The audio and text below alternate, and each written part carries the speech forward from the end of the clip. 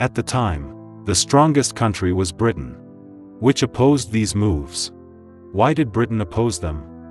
Since although Britain is considered a European country, it is actually an island nation, and not part of the European mainland.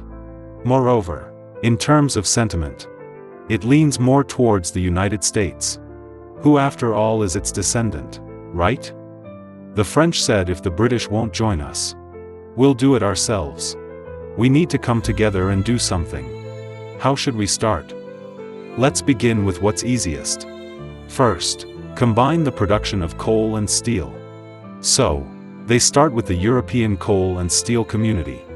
Feeling good about this progress, they then unified atomic energy across countries and established the Euratom.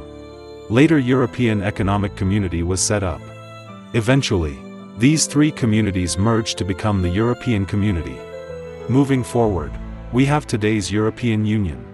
The goal of the current EU is to unify politically, diplomatically, and monetarily, among other things. It has been moving steadily in this direction. Today, who would doubt that Europe will eventually unify? It is certainly moving towards unification. That's why I often say, the great unification of humanity lacks nothing else but a consensus, and the actions to deliver a serious truth. What has the development of technology brought us?